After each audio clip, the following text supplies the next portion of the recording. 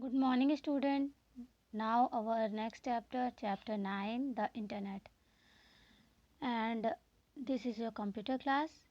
In this class, we will learn about the internet. And in this chapter, the topics for discussion are introduction, history of internet, then working of the internet, protocols used in internet, requirement and connection to internet, who controls the internet, type of internet connection, and world wide web, terminology of www. Now introduction. First of all, what is internet? तो simple language में बोला जाए, the networks of network are called internet. And what is network? When we connected any two device, कोई भी to device हम connect कराते हैं, then connected device share their data and resources to each other. It is called network. For sharing any data or resources, for sharing any data and resources, we connect two or more devices with each other using other equipments, and it was form a phenomena that is called network. In simple language, अगर आसान भाषाओं में बोले तो किसी भी data को share करने के लिए या किसी रिसोर्स को शेयर करने के लिए जब हम दो डिवाइसों को एक साथ जोड़ते हैं तो उसको जोड़ने में जो एक पैटर्न वायर्स वगैरह का कनेक्शन लेते हैं, उसके बाद जब हम डेटा को शेयर करते हैं, ये पूरा प्रोसीजर नेटवर्क कहलाता है, जिसके थ्रू हम डेटा शेयर कर सकते हैं, एक्सेप्ट कर सकते हैं, और इन्हीं नेटवर्क्स के ग्रुप को हम इंटरनेट बोलते हैं. नाउ इंट्रोडक्शन क्या है? Today we are living in the age of information technology and computers have become are of the integral part of everyone's life. आज के टाइम पे जो हम इंफॉर्मेशन टेक्नोलॉजी की दुनिया में रह रहे हैं, जो सूचनाओं की दुनिया में रह रहे हैं, इसमें कंप्यूटर हमारे जीवन का एक इतना महत्वपूर्ण अंग बन गया है. Internet is one of the global network of numerous computer and computer network which connected billions of computer to exchange information with each other. Internet पूरी दुनिया का ऐसा नेटवर्क बन चुका है जो बहुत ज़्यादा मात्राओं में कंप्यूटर्स को और कंप्यूटर नेटवर्क को एक दूसरे से कनेक्ट कराता है, और उस कनेक्शन में बिलियंस ऑफ कंप्यूटर होते हैं. बिलियंस ऑफ कंप्यूटर एक दूसरे से कनेक्ट होते हैं और अपनी इंफॉर्मेशन को एक दूसरे तक पहुंचाते हैं, शेयर करते हैं, एक्सचेंज करते हैं. Now it provide many useful facility like email, chatting, video conferencing etcetera which allow the user to quickly and efficiently communicate with each other. और ये हमें कुछ और फैसिलिटी, कुछ और सुविधाएं प्रोवाइड कराता है, जैसे कि ईमेल के थ्रू हम कुछ भी मैसेज सेंड कर सकते हैं, डॉक्यूमेंट सेंड कर सकते हैं, या कोई नोट्स भी चाहे पीडीएफ फॉर्मेट, सब कुछ सेंड कर सकते हैं.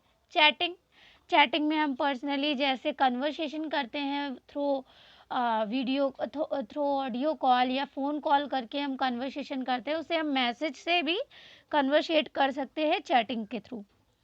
मतलब किसी का मैसेज आएगा, देन हम रिप्लाई करेंगे, फिर सामने से रिप्लाई आएगा, फिर आप रिप्लाई करोगे. इस तरीके से जो प्रोसेस चलता रहता है कंटिन्यूअस, हम रिप्लाई एंड फॉरवर्ड करते रहते हैं, it is called chatting. Then video conferencing कर सकते हैं, हम यहाँ रह कर के दुनिया में किसी भी कोने में रह रहे इंसान से बात कर सकते हैं, उसकी वॉइस सुन सकते हैं, साथ में उनका फेस भी देख सकते हैं. ठीक है. जो हमको परमिशन देता है कि हम बहुत ही जल्दी और बहुत ही प्रभावशाली तरीके से एक दूसरे से बातचीत कर सकते हैं. Online shopping, commercial transaction and world wide web are some other useful facility of the largest network of the world without which we can not think of our life today. और ऑनलाइन शॉपिंग और commercial transaction में हमारा आ जाता है, जैसे हम पैसे send करते हैं, एक प्लेस में रह रहे इंसान दूसरे प्लेस में रह रहे इंसान को मनी ट्रांसफ़र करता है, देन बैंक से हम कुछ पेमेंट करते हैं, या फिर हम कुछ ऑनलाइन परचेजिंग करते हैं उसका पेमेंट करते हैं। और बहुत से काम हैं जिसमें हमें ऑनलाइन पे करना होता है, इलेक्ट्रिसिटी बिल हो गया, मोबाइल बिल हो गया, इन सबको पे करना, ठीक है। देन हम पैसे ट्रांजैक्शन करते हैं, साथ ही आजकल के टाइम पे नॉर्मल शॉपकीपर इसी से पैसे एक्सेप्ट भी करता है। तो ये ट्रांजैक्शन हो गया, हम देते हैं, वो एक्सेप्ट करते हैं। ऑनलाइन शॉपिंग का मतलब सभी को पता होगा, एक ऐसी वेबसाइट से, जैसे नॉर्मल शॉप्स होती है वहाँ जा कर के हम शॉपिंग करते हैं, मार्केट टू मार्केट घूम करके, शॉप टू शॉप घूम करके, यहाँ पर हमें सिर्फ एक विंडो मिलती है, कंप्यूटर स्क्रीन। हम उस विंडो की बात करें, मतलब जो हमारे सामने स्क्रीन है, एक विंडो होती है, वो ओपन होती है, उसमें हम साइट जो भी अवेलेबल साइट है, कई सारी साइट है हमारे पास, अमेज़ॉन, फ्लिपकार्ट, टॉप साइट्स हैं, इन पे हम क्लिक करके अपने मन के अकॉर्डिंग जो भी हमको सामान चाहिए, जो भी गुड्स चाहिए, वो परचेज कर सकते हैं। और वर्ल्ड वाइड वेब एक ऐसी वेबसाइट है जो दुनिया के हर कोने में चलती है, और कुछ इसी तरीके की सुविधाएं हमको पूरी दुनिया के बहुत बड़े नेटवर्क से जोड़ के रखती है, और जिसके बिना हम अपनी आज के समय में, जिसके बिना हम अपनी लाइफ को सपोज नहीं कर सकते, ठीक है। उसके बारे में हम सोच भी नहीं सकते कि अगर ये चीज़ें ना हो तो हम कैसे अपनी लाइफ को स्पेंड करते हैं। Then history of internet, it is largest network of the computer spread across the world. ये सबसे बड़ा नेटवर्क है कंप्यूटर का जो पूरी दुनिया में फैला हुआ है। It is actually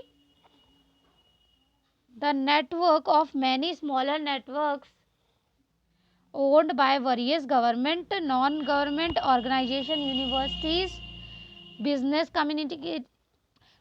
communities, etc., providing them facility to communicate and share resources with each other. और इसमें एक्चुअली बहुत सारे नेटवर्क्स जुड़े हुए हैं जिन्होंने इसको ऑन किया मतलब इसको परचेज किया है, तो इनका कॉपीराइट है उसमें।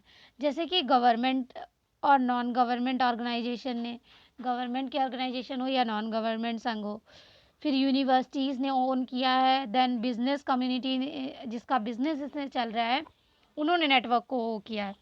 देन इसको ओ करने के बाद ये इनको कम्युनिकेशन की फैसिलिटी तो मिलती है, साथ में जो भी रिसोर्स ये एक दूसरे से शेयर करना चाहते हैं, ये ईजिली शेयर कर सकते हैं। That's why it is also known as network of network.